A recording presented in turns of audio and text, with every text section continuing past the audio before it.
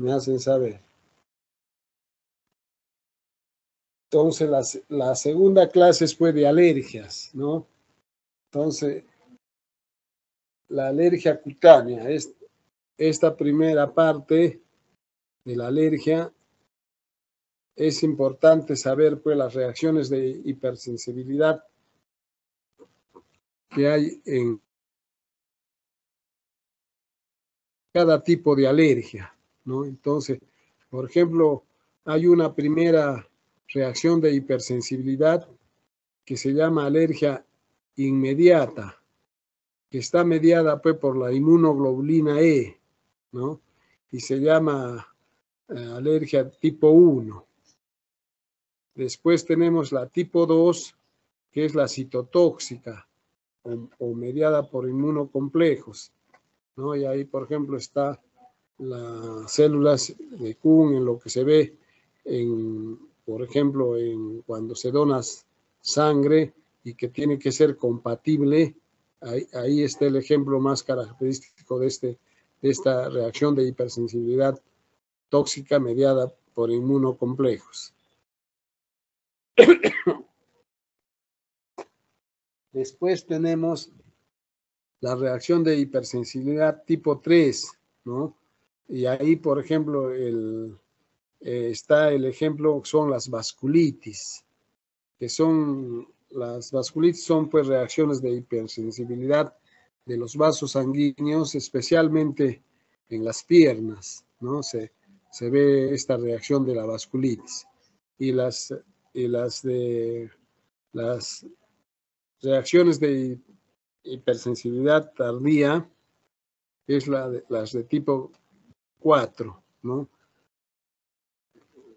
Entonces son los 4 tipos que siempre intervienen pues estas reacciones de hipersensibilidad en las reacciones alérgicas. Y una de las enfermedades que es muy importante en dermatología, que es una alergia, es la dermatitis atópica, ¿no? La dermatitis atópica es una enfermedad inflamatoria de la piel muy pruriginosa, de carácter crónico y que está relacionada con antecedentes, ¿no? del paciente que también tiene asma, rinitis, fiebre del heno, y que la dermatitis atópica pues es hereditaria. Eso no se ha contagiado, ¿no? Sino se hereda, es de causa familiar, ¿no? Y esta reacción de hipersensibilidad que caracteriza a la dermatitis atópica es de hipersensibilidad tipo 1, ¿no? Y que se ha visto pues, que estos pacientes tienen elevada la inmunoglobulina E. ¿Ven? ¿Se dan cuenta a qué cuadro pertenece? Entonces miren las lesiones de la carita de los niños. Son características estas lesiones en los niños menores, o sea, de 2, 3, 1 año. Así, ¿no? Mientras tanto, cuando los niños ya son más grandecitos, entonces las lesiones ya no son tanto en la cara, sino son más en los pliegues. Entonces, la dermatitis atópica, miren, es el niño que está en la foto superior, incluso ahí tiene una dermatitis atópica, pero que está impetiginizada, que se ha infectado. Impetiginizar quiere decir infectarse con estafilococo, ¿no? Y por eso es que en el tratamiento se tiene que curar la dermatitis atópica y dar también aparte antibiótico para que la cosa funcione, si no, no mejora. Entonces la dermatitis atópica tiene inicio los primeros meses de vida, ¿no? El 60% aparece en el primer año de edad y el 30% antes de los 5 años. Y se ha visto pues que la dermatitis atópica tampoco no es que para toda la vida, sino que el 75%, o sea, una gran mayoría, mejoran así con la edad y mejoran antes de los 15 años, ¿no? Hay una predisposición hereditaria, ¿no? Y como hemos dicho, puede desarrollar el paciente con dermatitis atópica también una de cualquiera de estas patologías que están pues relacionadas, ¿no? Entonces uno ve y dice al paciente que tiene dermatitis atópica, la mamá dice, también lo hago ver de asma porque tiene asma, o puede tener rinitis, o puede tener fiebre del heno, ¿no? Entonces, la dermatitis atópica da de igual a igual entre hombres y mujeres, ¿no? Entonces, la causa de por qué da es desconocida, pero lo que sí está bien claro que es una reacción de hipersensibilidad tipo 1, mediada por la inmunoglobulina E, ¿no? Y el valor pues, normal de la inmunoglobulina E es hasta 100, ¿no? Y claro que no es contundente, pero sí se ha relacionado pues, que está alta en la mayoría de estos pacientes, ¿no? También la ingesta de alimentos alergenos como la leche, especialmente la leche de vaca entera, los huevos, las nueces, la soya, los mariscos, pescado, pueden provocar prurito y llevar a una erupción eczematosa, ¿no? Como vemos más que todo en la foto superior. Y lo importante y los detalles a veces que tenemos que tener presente es que en la dermatitis atópica está bien que dé las lesiones en la cara, ¿no? Pero respeta el triángulo nasal, o sea que los surcos nasogenianos están sanos. Eso diferencia cuando vemos una dermatitis seborreica del niño. La dermatitis seborreica sí toma los surcos nasogenianos, o sea, el triángulo nasal. ¿Ya? Ese es un detalle muy importante para ver si es dermatitis seborreica o es, cuando hay duda, ¿no? O es dermatitis seborreica. Y más bien la dermatitis del infante ya, o sea, del niño más grandecito, ya ahí hay sequedad de la piel, hay prurito y por el rascado del niño la piel se engruesa, se liquinifica, ¿no? Se acartona. Y esto ocurre más que todo, este tipo de lesiones en las zonas flexoras de los codos y en las zonas flexores de la pierna, ¿no? Detrás pues de las rodillas. Entonces, miren a este niño del lado derecho, esa facies que tiene, ¿no? De atópico, pues, de que es alérgico, y más preciso atópico, ¿no? Y también la dermatitis atópica, también en un pequeño porcentaje, hemos dicho que puede ya irse y desaparecer a los 15 años, ¿no? Pero en una pequeña parte, pues se sigue en el adulto y se hace bien rebelde. Claro que son pocos, ¿no? Pero la dermatitis atópica del adolescente y del adulto es bien difícil de tratar. Tiene valores altos de inmunoglobulina E. Por ejemplo, lo normal es hasta 100 y hay pacientes que tienen 500, 600, 1000, hasta 2000, 3000 de elevada la inmunoglobulina E, ¿no? Yo, por ejemplo, tengo un compañero que estudió conmigo, que es ginecólogo y, bueno, ahora trabaja en el Hospital Honorio Delgado y tiene de inmunoglobulina E 5000 y anda pues pidiendo, digamos, así destaque, porque él trabajaba pues en Juliaca, ¿no? Entonces, por su enfermedad, tiene que estar destacado en el Hospital Honorio Delgado. Pero menos mal que, como dice, todo se puede, él ha permutado o ha comprado la permuta con un doctor que se ha jubilado recientemente el año pasado. Ya, pero miren la facies también y las características pues, de los pacientes atópicos. Como ahorita vamos a ver los criterios mayores y menores, para que eso es muy importante.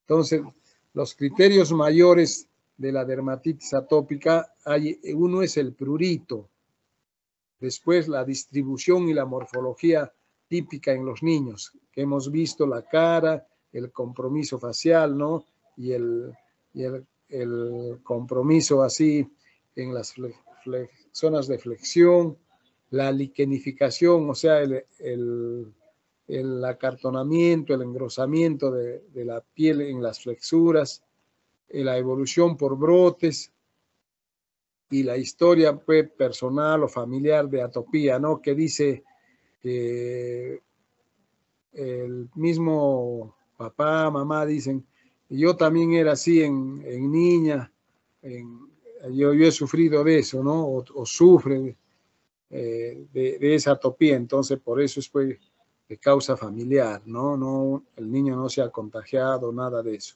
Entonces, debe tener 3 criterios mayores y 3 criterios menores para decir que es 100% una dermatitis atópica, ¿no? Y los criterios mayores son como 30, que menores son como 30, ¿no? ¿Cuáles son? La cerosis, o sea, la piel seca, ¿no? Después esa descamación también que hay, que se llama ictiosis. Después hemos dicho la inmunoglobulina E elevada. Después ese eczema que se presenta en el área del pezón, ¿no? También tienen estos niños tendencia a las infecciones cutáneas, a conjuntivitis recurrente, ¿no? A que les da pues esas lesiones hipopigmentadas, algo blancas, que se ve en la cara, que se llama pitiriasis alba. Y también si uno ve al niño, acá no se ve bien la foto porque está de costado, pero ahorita en otra foto les va a ver, hay un pliegue que se forma en los atópicos debajo del párpado inferior y eso se llama pliegues de Dennis Morgan. Característico, uno mira, mire el niño pues atópico.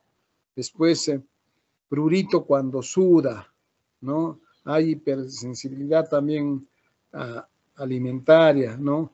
Al estrés, hay dermografismo blanco. Todo eso es criterios menores,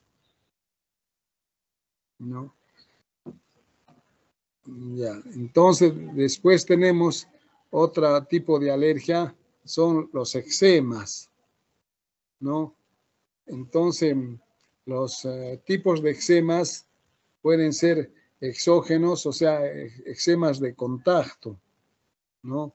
Por algunos alergenos o sustancias irritativas, ¿no? Por ejemplo, también por usar fotoprotección, digamos, algún protector solar que no cae bien, ¿no? Y produce una eczematización de la piel, ¿no?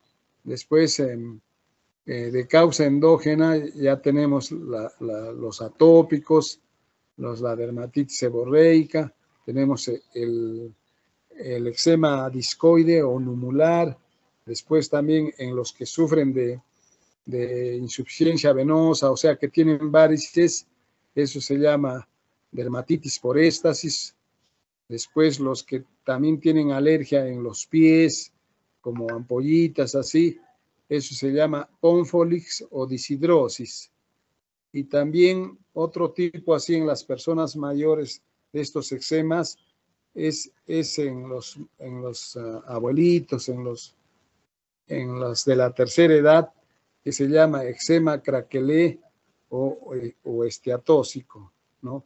También hay el líquen simple crónico, que también antes se llamaba neurodermatitis, ¿no? Y después la dermatosis plantar juvenil. Entonces, en la foto lo que estamos viendo es una dermatitis que está provocando pues, un eczema, ¿no? Con pápulas. Y cuando el eczema es severo, se hace ampollas también, Eso quiere decir que esta es una lesión así de un eczema, pero severo, por eso está también formando ampollas, ¿no? Y con bastante prurito, ¿no? Y que también se ve pues, en las alergias de contacto. Entonces, acá vemos los ejemplos de lo que hemos mencionado. El Ponfolix, vean cómo en las manos o en los pies da este tipo de lesiones así eczematosas y a veces vesiculares cuando el cuadro es severo. Después tenemos el eczema discoide o numular, que quiere decir en forma de moneda en las lesiones en las piernas, ¿no? Son redonditos en forma de moneda, porque numular quiere decir moneda pues, en latín, ¿no? Después tenemos este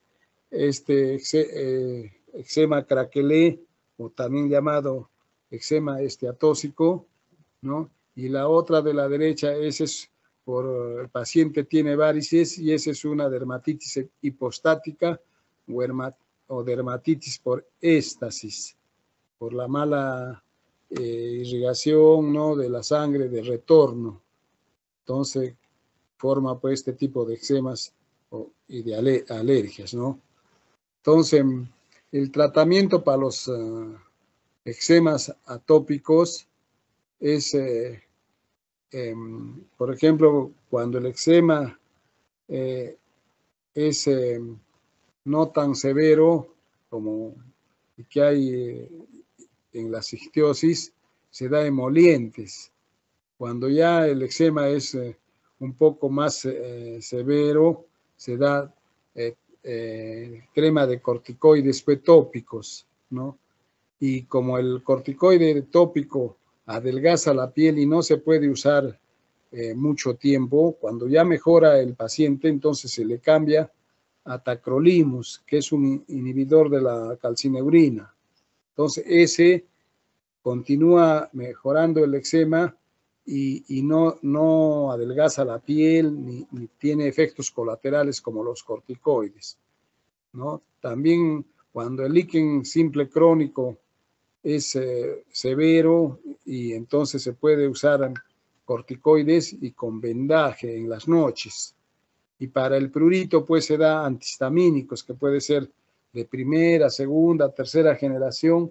Entre ellos está pues la de primera generación es la clorgeramina, después de segunda la cetiricina y de tercera generación es pues la levocetiricina. Y como hemos dicho que siempre en el paciente atópico, en el paciente con alergia, se superponen pues las bacterias, hay una superinfección, por eso se tiene que dar antibiótico agregado para que el cuadro vaya bien, ¿no?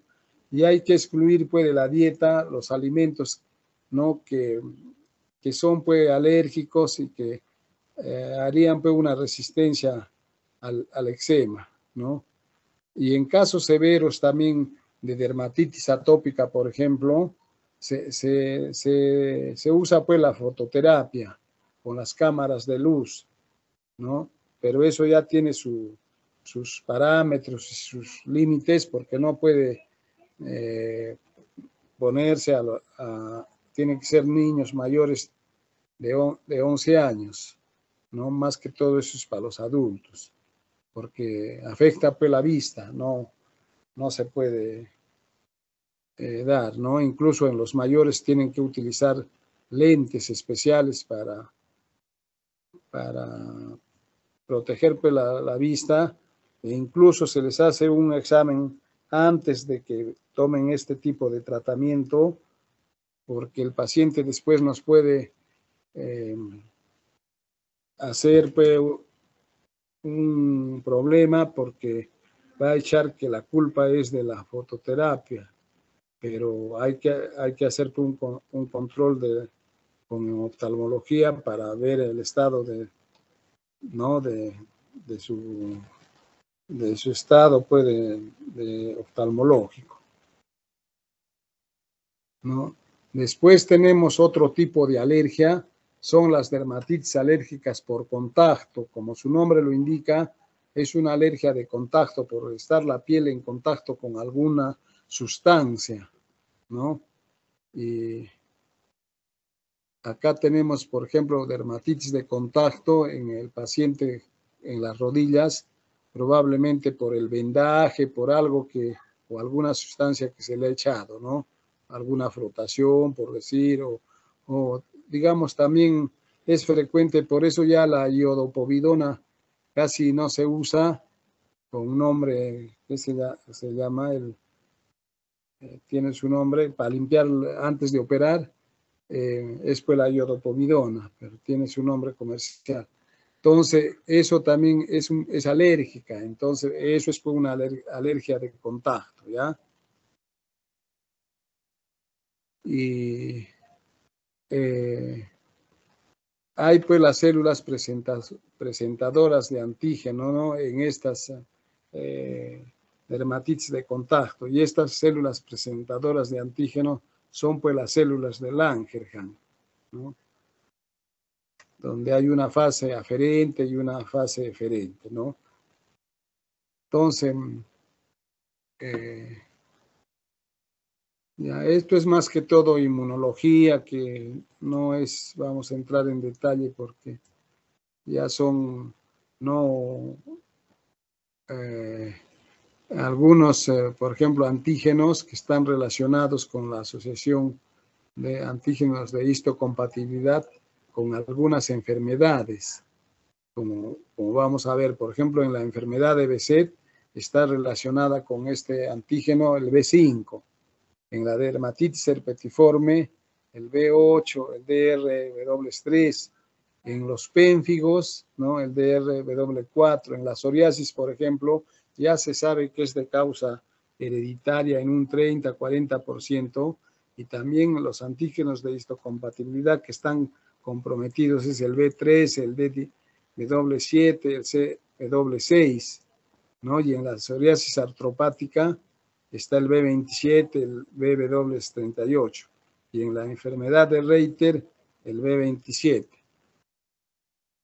¿no?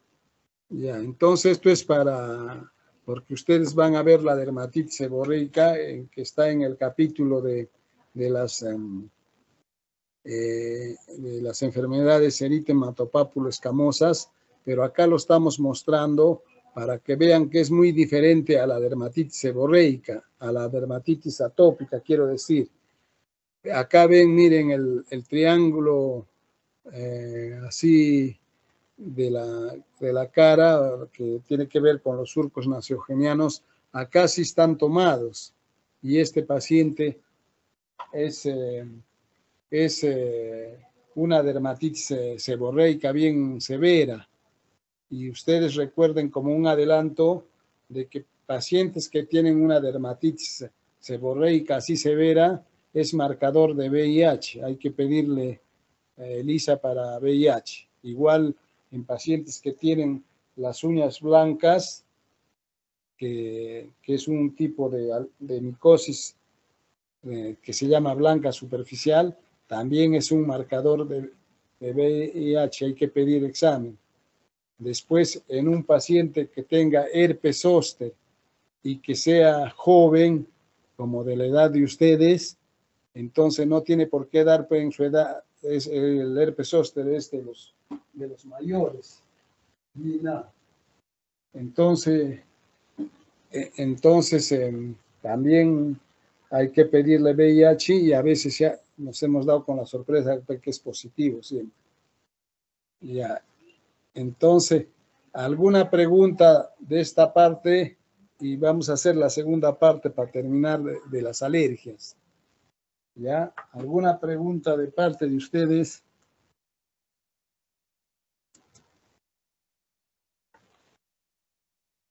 Y nada, ven, cambia mi voz. Ya. ¿Alguna pregunta? Si no, vamos a pasar a la parte 2 para terminar la clase de hoy día. Y aunque sea al final, hacen pues las preguntas. Ya, entonces, Vamos a continuar con la segunda parte de las alergias. Entonces, esto ya lo hemos visto, las reacciones de hipersensibilidad, ¿no? Y acá tenemos, por ejemplo, en este cuadro, en esta parte, las urticarias. La urticaria, que es una enfermedad pues, característica de una que está pues, entre las alergias, ¿no? Y que cuando la urticaria es severa, se acompaña de angioedema, o sea, hay edema de los párpados, de los labios, de los genitales y también de la lengua y de la glotis. Entonces es importante porque cuando el angioedema se da en la glotis, se inflama, se hincha y tapa la respiración y el paciente pues se muere, ¿no? En segundos, en minutos. Entonces la urticaria es un síndrome reaccional de la piel y de las mucosas que se caracteriza por edema y la lesión elemental son las ronchas o abones que son pues pruriginosos, ¿no? Transitorios y que pueden ser también recidivantes. Solas o ambas afectan a un 20 a 25% de personas en algún momento de la vida, ¿no? Siempre alguna vez nos ha dado una urticaria y que puede acompañar también esta urticaria a un cuadro sistémico, o sea que esté, digamos, el paciente con algún cuadro sistémico y también esté cruzando con urticaria, ¿no? Y acá vemos pues el angioedema que les decía, no es de tipo 1, por ejemplo, el angioedema es inmediato, es mediado por inmunoglobulina E, provoca pues la urticaria, el angioedema y también edema, como hemos dicho, de otros órganos, ¿no? Y da pues el shock anafiláctico, ¿no? Por drogas endovenosas o por vía oral también, pero el ejemplo característico es pues la alergia a la penicilina. Por eso siempre hay que preguntar cuando uno recete, cuando uno siempre se dice al paciente, ¿tiene usted alguna alergia? ¿Ha presentado usted alguna alergia, algún medicamento? Porque si uno no pregunta y se le da, entonces cada vez que se le da y se le repite el cuadro es peor, ¿no? El doctor Hurtado, que ha sido nuestro profesor en la universidad, siempre nos contaba a raíz de esto que hace años fue una señora, estuvo mal de la muela y tenía infección con la cara un poco hinchada y fue pues, a la botica. Entonces el farmacéutico sí, esto ahorita le quita, dice que le dijo, y le puso la inyección y a los ni 15 segundos y la paciente se desmaya y se muere. Ya ves, él debió preguntar si alguna vez y que después se supo que la señora era alérgica a la penicilina y que ya en otras oportunidades ya le había dado el shock anafiláctico. ¿Ya? Y lo curioso y de Ripley, como siempre en todo sitio, o sea que había también la corrupción ya antes, hace años, siempre ha habido. Entonces en el examen, en el examen de la necropsia de ley de esa señora, salió que había muerto por aborto, aborto, sangrado por aborto. O sea que todo, no sé si se equivocarían o es que también pagaron pues para que pongan eso. Ya. Entonces acá vemos continuando con la urticaria, mira, esas son las lesiones de ronchas o abones en la espalda, ¿no? Entonces a la histopatología hay un edema pues de la dermis, ¿no? Y se ha visto pues que la urticaria puede afectar a todos los grupos etarios, niños, mayores, ¿no? Tiene una forma aguda con mayor frecuencia en adultos jóvenes y niños, ¿no? Y una forma crónica con mayor frecuencia en adultos, en mujeres de mediana edad, ¿no? Y la duración de la urticaria puede ser de 1 o varios años.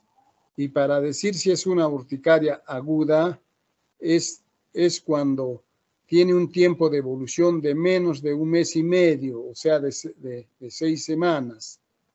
Y cuando tiene más del tiempo de 6 semanas o más, se llama urticaria crónica. Ya. Entonces, ¿cómo tratamos la urticaria? Pero antes de esto les tengo que decir de que en la urticaria no se... lo dice Roberto Arenas de México y varios libros de la literatura, de que en la urticaria no siempre se llega a saber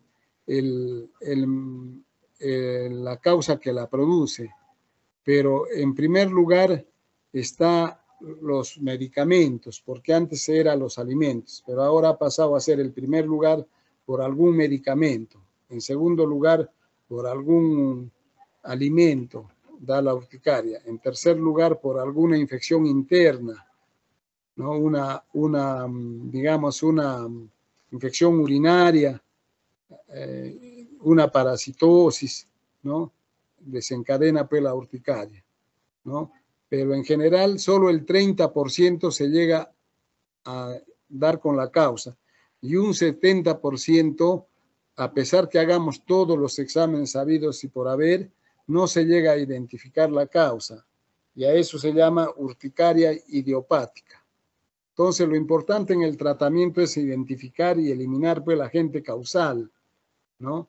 También la dieta, una dieta hipoalérgica, ¿no? Excluyendo generalmente el chancho, el pescado, los mariscos, las gaseosas de color porque tienen tartrazina, después los chocolates que también son bien alérgicos, ¿no? Y así una serie de los cítricos. Entonces hay que modificar pues, el estilo de vida y siempre tratar el cuadro de fondo, ¿no? Si la urticaria es causada por por ejemplo, una parasitosis, se trata la parasitosis y el paciente pues, ya se le va la urticaria, ya se cura, porque ya hemos dado con la causa, ¿no? Pero como dije, en un 70-75% no se identifica y eso se llama idiopática. Entonces hay que dar en el tratamiento antidepresivos tricíclicos, que es una opción, después agentes adrenérgicos como adrenalina subcutánea. En esos pacientes, como pasó con la señora, que en emergencia les da un shock anafiláctico, hay que dar pues adrenalina en contados segundos, porque si no el paciente se nos va. Otro tratamiento también que va bien es con el ketotifeno, porque estabiliza pues, los mastocitos. Después los corticoides sistémicos, que se da pues, en las urticarias agudas, ¿no? En el angioedema, en la anafilaxia. Y más bien no se da corticoides sistémicos en la urticaria crónica, solo se da antihistamínicos.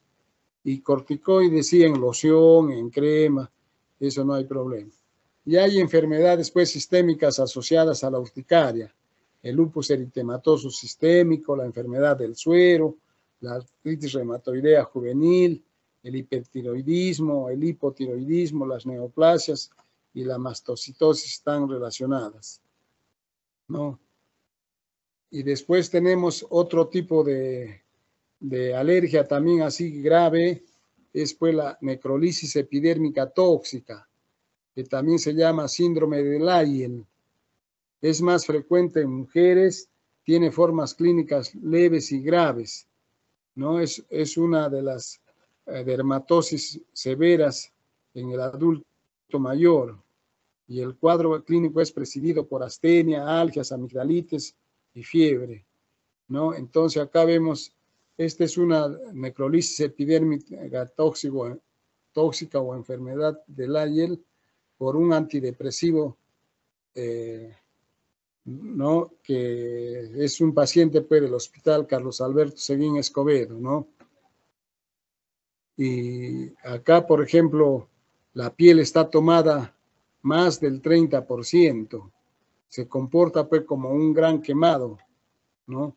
Y el tratamiento para estos pacientes es con inmunoglobulina endovenosa. Eso es lo mejor, porque el paciente de estar así grave se salva, se recupera y en 5 días se ve pues ya la mejoría evidente del paciente, sino que esa globulina endovenosa es cara, ¿ya? Por eso no está al alcance, pero en Lima sí, que hemos hecho ahí la residencia, ahí sí manejan pues, los hospitales grandes, ¿no? El Rebajleati, la Almenara, ¿no? Los hospitales de las instituciones armadas, de la FAP, de la Marina, ¿no? A veces esto no tienen pues los hospitales del Estado, la inmunoglobulina endovenosa. Entonces, el paciente con esta necrolisis epidérmica tóxica tiene que estar pues, hospitalizado en UCI, ¿ya? Y el manejo es multidisciplinario, o sea, con el apoyo del médico internista para que maneje al paciente, ¿no? Los líquidos, todo eso, el nefrólogo para la acidosis metabólica, respiratoria, el oftalmólogo para que no se dañe y después tenga secuelas de la vista, ¿no? Oculares, ¿no? Entonces, la necrosis epidérmica tóxica es un cuadro grave de reacción por medicamentos. ¿Y cuáles son? Las pirazolonas, las sulfamidas, los barbitúricos, la fenoltaleína, ¿no? La hidantoína. Y más que todo los anticonvulsivantes, esos son los medicamentos que producen mayor reacción alérgica en todos los campos, ¿no? Tiene una mayor mortalidad, como hemos dicho, y puede ser por exotoxina epidermolítica del Staphylococcus aureus grupo 2, fago 71, y es más frecuente en niños, ¿no? Entonces, después tenemos el síndrome de Stevens-Johnson, que es lo mismo, solo que es menos grave, afecta a menos del 10% de la piel y es así que el paciente se puede morir pero es cuando tiene, o sea, tiene una letalidad del 5% o menos, ¿no? El cuadro más bien sí tiene alteraciones en las mucosas, oral, en la mucosa respiratoria, en la mucosa genital, pero las lesiones en la piel son menos, ¿no? Que el síndrome de Layer. Y la evolución, por supuesto, es un poco más favorable, ¿no? Este es un paciente con síndrome de Stevens-Johnson, ¿no? También del Hospital Carlos Alberto Seguín Escobedo, del seguro, del servicio de pediatría, ¿no? Por la medicación anticonvulsivante, ¿no? Pero las lesiones, como repetimos, son menos severas que la necrolisis epidérmica tóxica, o sea, tiene una evolución más favorable. Ya. Entonces, eso sería todo en lo que hemos desarrollado la teoría hoy día. ¿Alguna pregunta que quisieran hacer o que tuvieran, ya sea de alergias o de lo anterior de la piel normal y los anexos?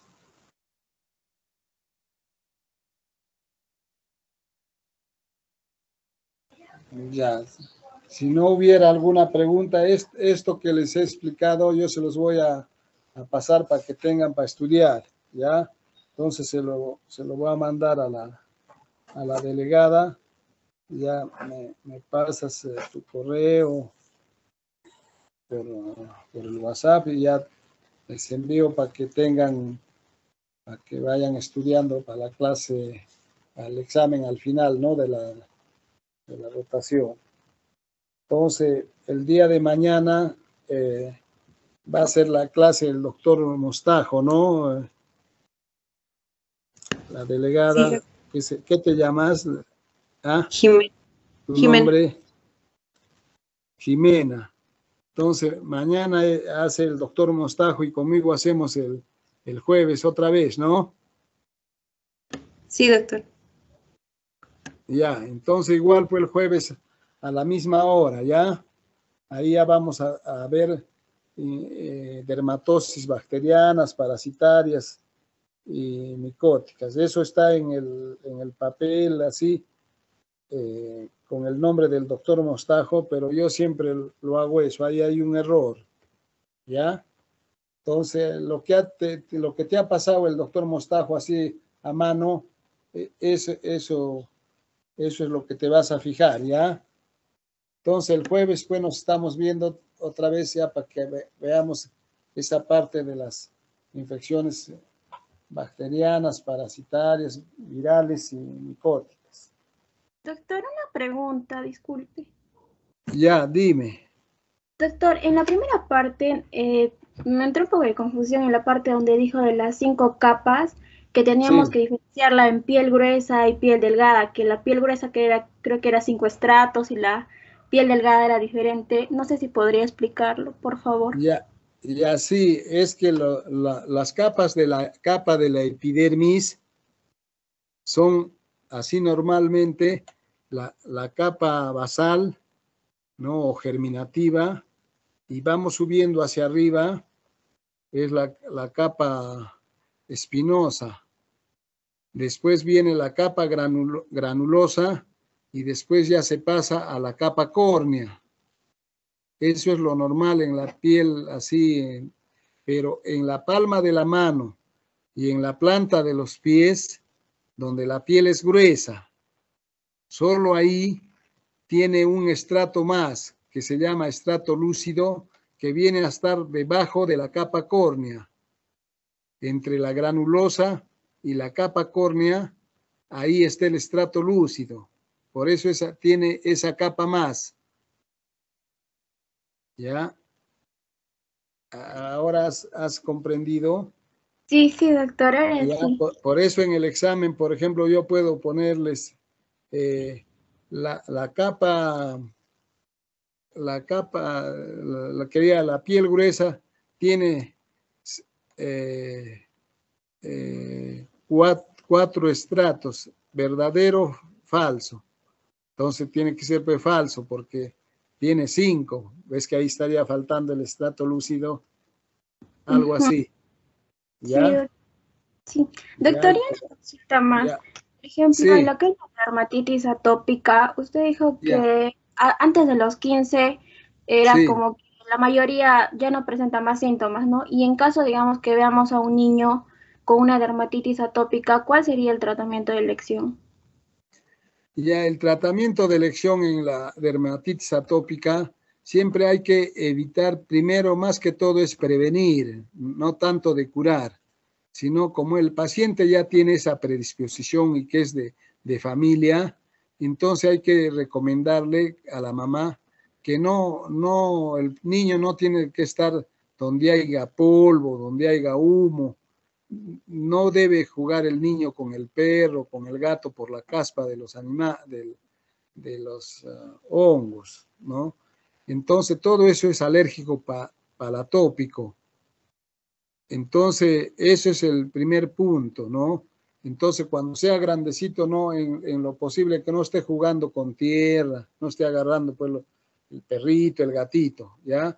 Entonces, eso es, porque si no, hay personas así y padres de familia que no, si no se les explica que la dermatitis atópica es así, se comporta de esa manera, entonces se van ante un doctor, ante otro, y se están paseando por toditos y hasta los papás son un poco así que son no tan de buena manera van ante el doctor. Entonces, porque creo que no comprenden que esto es un cuadro pues así, que hay que prevenir más que todo, si no, igual se va a estar por todos los médicos de un lado a otro. Entonces, lo que hay que hacer ya entrando al tratamiento, hay que dar una cremita de corticoide primero para bajar esa dermatitis, y como he dicho, no se le puede continuar, se le da pues por una semana, por unos 15 días, y después ya hay que cambiarle a otra crema que se llama tacrolimus, ¿ya? Entonces esa crema de tacrolimus sigue ya actuando sobre la dermatitis atópica, que ya no está tan severa y que no tiene los efectos de los corticoides, y ya prácticamente es una cremita de mantenimiento, pero para que no le esté dando al niño a cada rato y que se, digamos, se mantenga ya bien la piel, se usa una crema de humectante encima de lo que se cura con el tacrolimus, y ya para uso diario. La idea es que después ya no estemos usando corticoide ni tacrolimus, sino para que el paciente se mantenga y no le esté dando cada rato. Hay que evitar la prevención, lo que les he dicho, y usar una crema humectante, que solo hay 5 pues, de esas cremas que es para esto, para la dermatitis atópica. Es el Eucerin, el Atoder, la otra se llama Letiate-4, y la otra se llama Cetafil, y la otra Eucerin. Entonces, son esas cremas. No podemos poner ni B, Adobe, nada, ni una de esas. Sin eso no hace. Tienen que ser las que les he dicho, y que tenga la palabra que diga, por ejemplo, Atoder Intensive, crema humectante intensive, que esa palabrita quiere decir que es para los atópicos. Igual en la Letiate-4 también dice pues Letiate-4 intensive. Y con eso se va a mantener, y conforme va creciendo, ya va un poco mejorando de por sí por la edad. Y el límite, bueno, cuando ya prácticamente desapareces a los 11 años, así, y como límite hemos mencionado que hasta los 15, y ya después ya prácticamente ya no tiene esa dermatitis atópica. Solo un pequeño número que es mínimo, que sí se pasa y va a dar pues dermatitis atópica del adulto o del adolescente mayor, ¿no? Ya. ¿Alguna otra pregunta? Gracias, doctor. Ya. Entonces, el jueves igual pues a las 2 de la tarde y media, ¿ya? Ya, cualquier cosa, si tienen alguna pregunta el jueves, también me dicen antes para empezar la clase de esto de ahora, ¿ya? Si es que tuviera. Entonces quedamos así, ¿ya? Y entonces Sí. el jueves pues entonces ya nos estamos viendo otra vez para hacer la siguiente clase. Ya, entonces hasta el jueves con todos. Hasta el jueves, doctor. Ya, Hasta el jueves, ya, doctor. entonces, Gracias, ya. doctor.